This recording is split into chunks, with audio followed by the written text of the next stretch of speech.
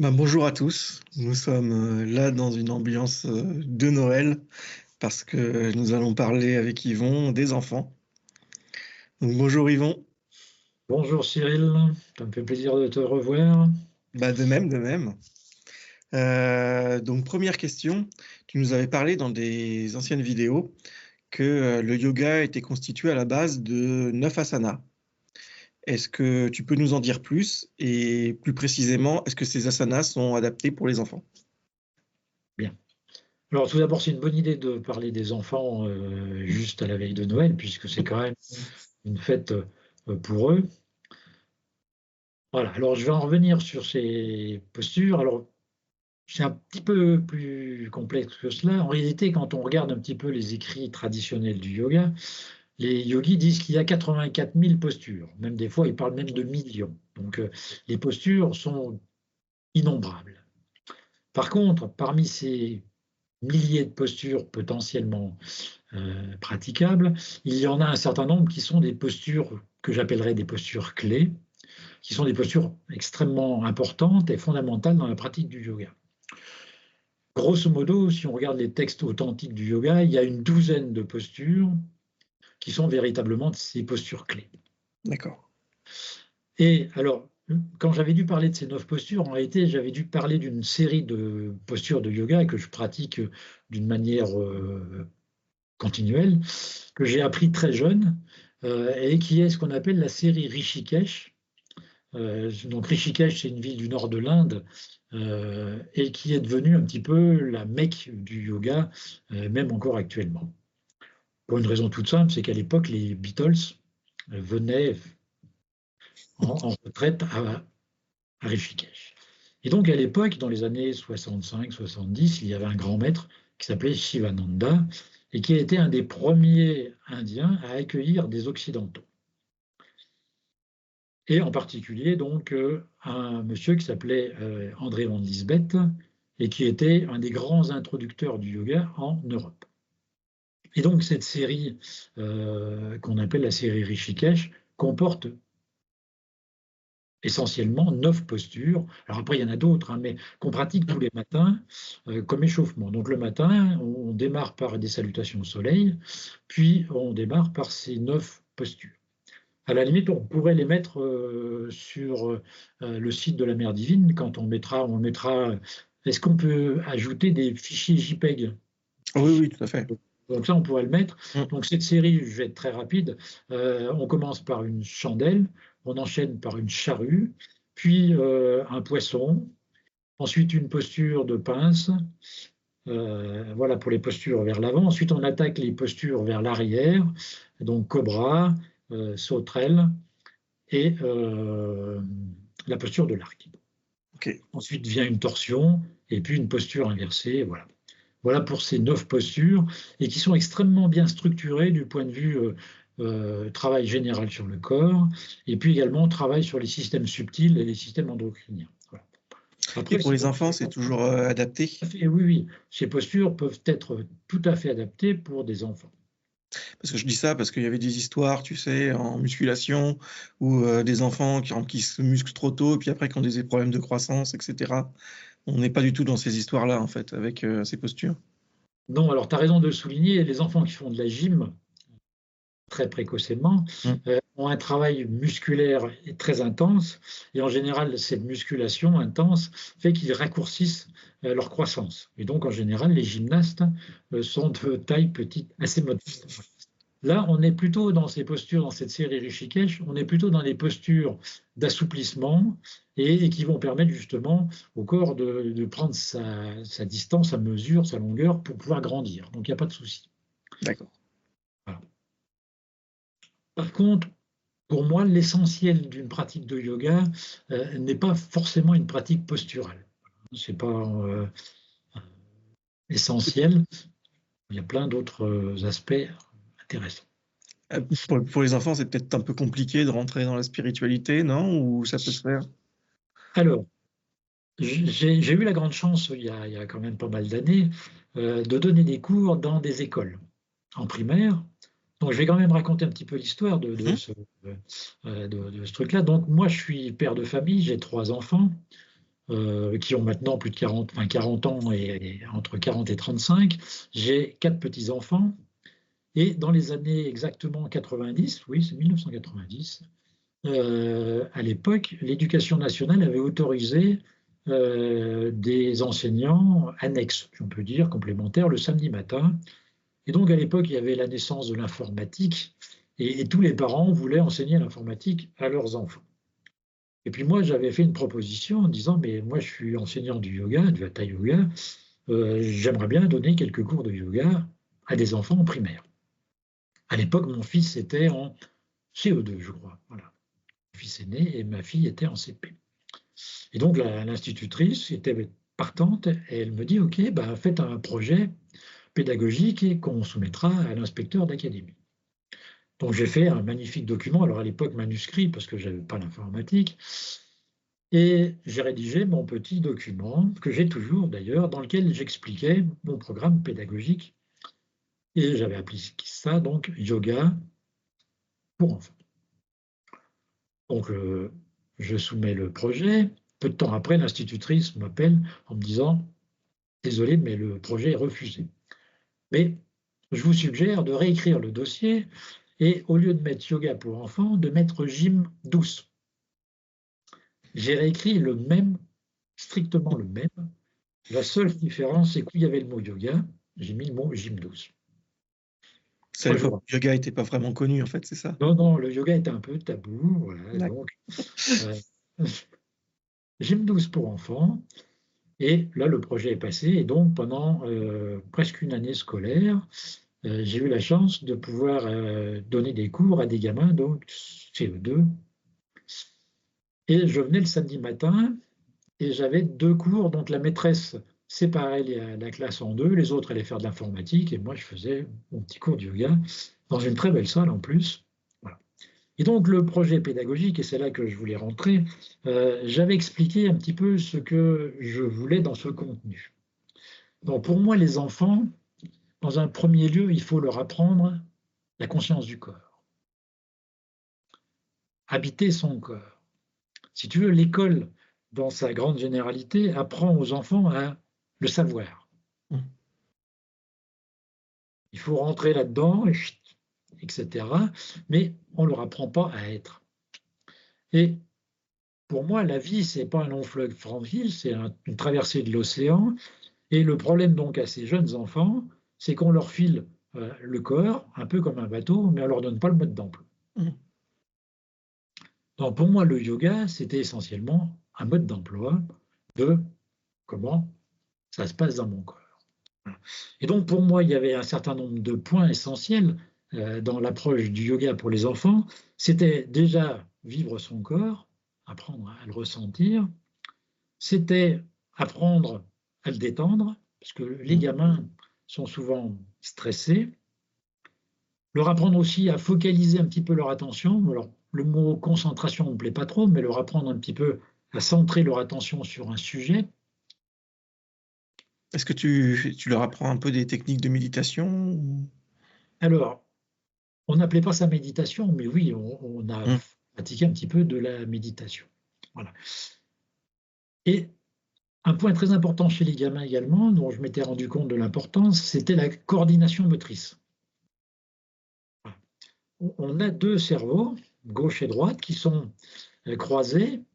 Et je m'étais rendu compte au cours de l'année que des gamins qui avaient des problèmes de dyslexie, il suffisait de leur travailler en diagonale au niveau du corps pour que la maîtresse me disait « mais c'est impressionnant, ces gamins, ils font des progrès, etc. » Et voilà.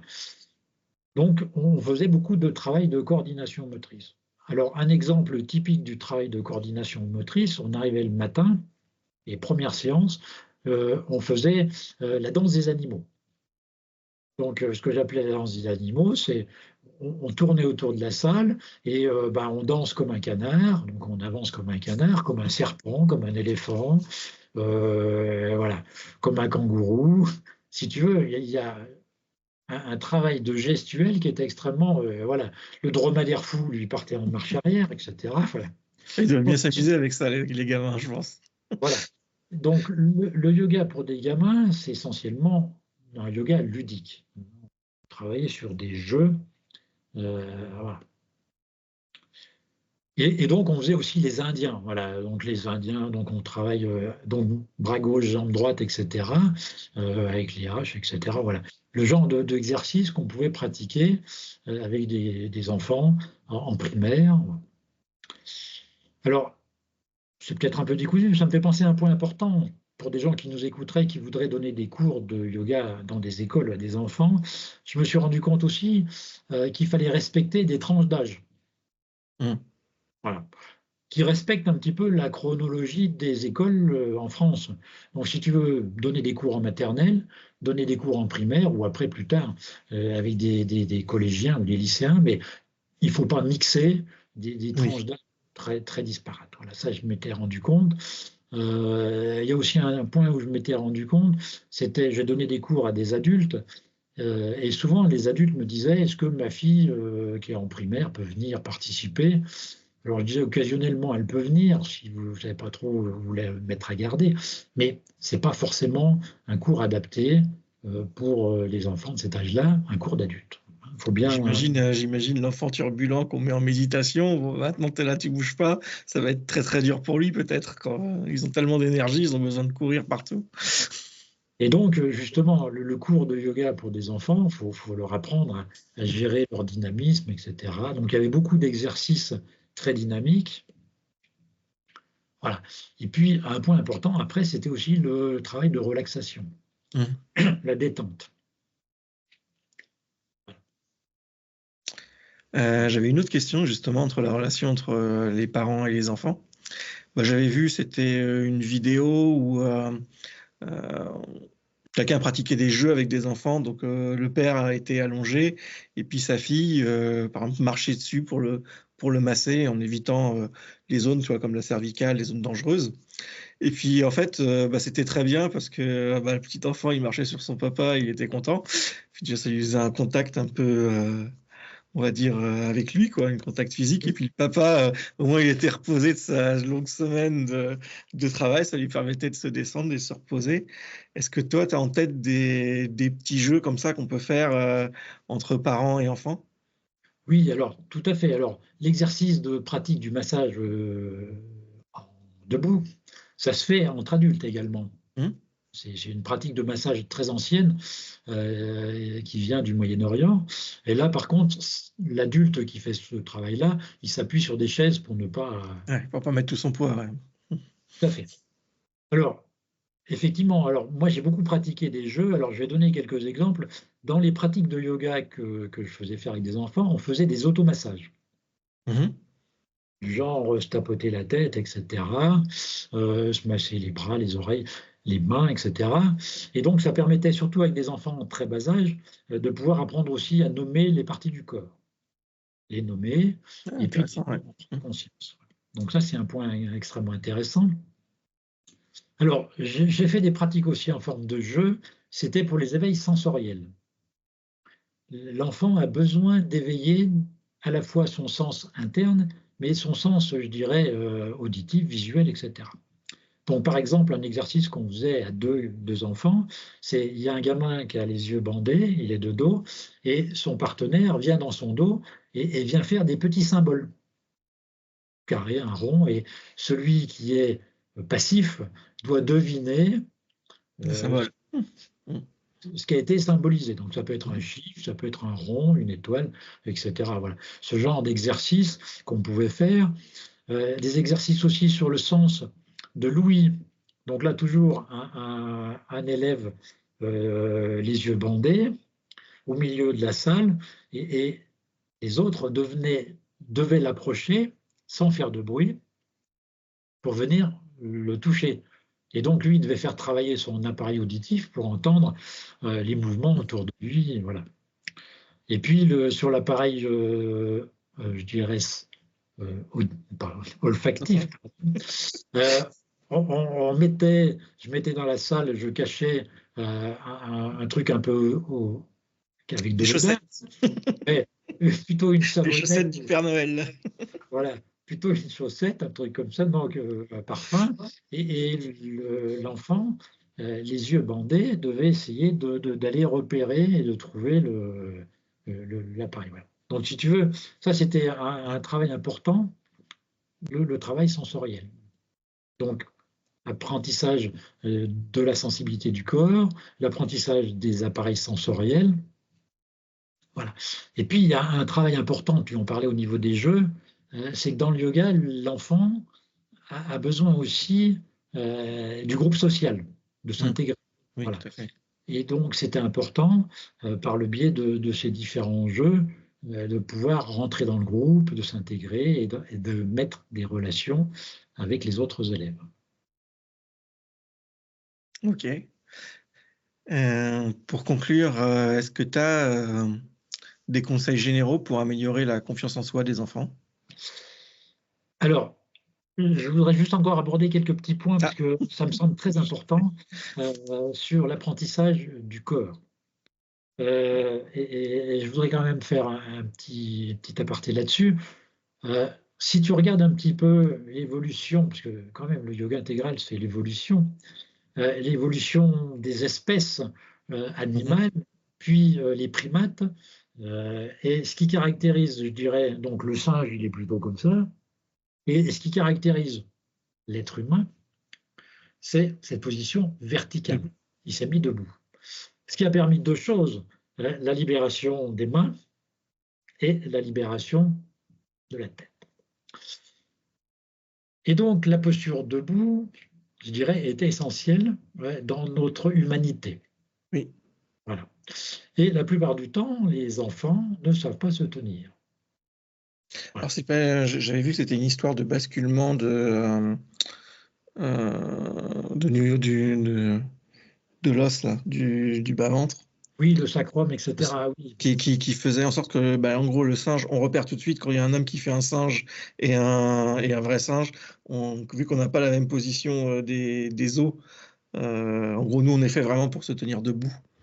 Oui, mais n'empêche que si tu regardes un petit peu un certain nombre de gens contemporains, ils sont un peu voûtés, oui. Je dirais quand même, il faut quand même le dire. Et donc, dans le travail de rééducation que je proposais aux enfants, on a fait tout un travail de redressement. Donc, pour pouvoir arriver à se redresser, il faut ouvrir le cœur, ouvrir la cage thoracique. Donc, on faisait des exercices de posture irano-égyptien. Avec le fil là, le fil qui est tiré en haut de la tête, là, pour être bien droit. Et puis, un point important, c'est que souvent aux gamins, on leur dit « tenez-vous droit ». Alors effectivement, il se tient droit pendant 30 secondes, et puis c'est tellement fatigant parce qu'il ne fait pas travailler la bonne musculature, il fait travailler la musculature superficielle, qu'au bout de 30 secondes, le gamin, il est de nouveau avachi. Et donc, on a commencé à apprendre justement les phénomènes de poussée, de ressenti de la terre, les ancrages, etc. Ça, c'est important. On y reviendra tout à l'heure sur la confiance. C'est important que l'enfant, il apprenne non seulement à ressentir son corps, à vivre dedans, ça c'est fondamental, mais qu'il apprenne aussi à ouvrir son cœur, à ouvrir sa poitrine, à s'ouvrir à la vie, etc. Tu me rappelles mon armée, là, on me disait, il faut que tu te tiennes haute, voilà, vas-y, bombe le torse, là, voilà, bonne posture, là, pour montrer, pour être un peu fier, quoi, parce qu'effectivement, qu'on est comme ça, bon. Alors, en plus de ça, la posture du corps, effectivement, les gens qui sont timides, qui sont, je dirais, ils sont plutôt comme ça, et les gens qui sont un peu arrogants, ils sont un peu comme ça. Donc, il faut trouver le juste équilibre, une posture juste, ni arrogant, ni replié. Donc ça a été un des apprentissages au niveau des enfants. Et puis, parallèlement à ça, et ça découle de source, l'apprentissage de la respiration. Les enfants, à partir de 2 ans, perdent leur respiration naturelle. Désolé, mais c'est comme ça que ça se passe. Jusqu'à 2 ans. Ça s'appelle respiration naturelle et respiration pas naturelle. Alors, parce qu'a priori, tout est naturel. Donc... C'est une bonne question. Ça sera l'objet d'une vidéo sur laquelle je suis en train de travailler, donc je ne vais pas tout rentrer dans les détails, mais une respiration naturelle, c'est une respiration qui se fait par le diaphragme. Et en découle une respiration par le ventre. Parce que souvent on dit aux gens, respirez par le ventre. En réalité, c'est pas le ventre qui respire, c'est le diaphragme qui fait son travail de piston. C'est l'occasion d'une prochaine vidéo sur laquelle je suis en train de travailler, Voilà, donc respiration diaphragmatique. Ça, c'est le premier point. Et certains enfants, dès l'âge de 5, 7, 8 ans, ont perdu cette respiration diaphragmatique. Ils sont passés sur une respiration haute. Voilà, ça, c'est le point. Deuxième point, la respiration, non seulement elle est abdominale, mais pour pouvoir favoriser un état d'esprit relâché, vigilant, etc., l'expire doit être un peu plus long que l'inspiration. L'autre point, la respiration. J'ai vu que c'était lié à des trucs, des symptômes de stress, ces trucs-là. Quand on est stressé, on a plus tendance à respirer par les poumons. Pareil, quand on inspire plus vite qu'on expire, on est plus dans un format de stress. Oui, oui, tout à fait. Donc, il faut commencer à retrouver cette respiration en bas, au niveau du diaphragme. Expirer plus longuement que l'inspiration. Et puis également respirer par le nez. Ça, c'est aussi un point extrêmement important. Voilà. Donc tout ça fait qu'on a travaillé justement sur l'apprentissage du souffle pour essayer de retrouver une respiration plus spontanée. Voilà. Et la respiration, quand elle est harmonieuse, elle permet d'avoir un esprit plus calme et plus relâché. Donc ça, c'est des points extrêmement importants. Voilà. J'avais pris quelques notes. Voilà, les éveils sensoriels, ça j'en ai parlé. Vivre son cœur. Moi, il me reste plus que la question des conseils généraux pour la confiance en soi des enfants. Bien. Alors oui, c'est extrêmement important parce que ce que je me suis rendu compte au fil du travail avec les enfants, c'est que même l'institutrice était étonnée, au fil de l'année, les enfants changeaient et devenaient, je dirais, meilleurs. Les enfants qui avaient des difficultés d'apprentissage, de la dyslexie, au fil de l'année, la maîtresse me disait, mais c'est impressionnant, quoi. Ils évoluent, ils progressent, etc. C'est peut-être parce qu'ils sont aussi beaucoup plus détendus, beaucoup plus moins stressés aussi. Alors, oui, tout à fait. Alors, déjà, ça c'est une expérience personnelle directement dans mon vécu, mais dans ce que j'ai pu voir avec les autres, c'est que le fait de vivre son corps te donne déjà une assise, un ancrage, qui fait que le truc que tu as là, ton navire que tu dois piloter, tu sais t'en servir et tu vas mieux gérer ta vie. Donc apprendre son corps, apprendre à l'habiter, va permettre déjà d'avoir je dirais, une meilleure relation à soi-même et de mieux vivre la confiance. Après, il y a un point important, mais ça je l'adresse à tout le monde, c'est le phénomène de l'effet Pygmalion. Je ne sais pas si... Mais ça, je m'adresse aux parents. C'est une expérience qui a été faite aux États-Unis, dans une école, un inspecteur d'académie qui vient dans une classe, qui s'assoit au fond de la classe et qui observe les élèves.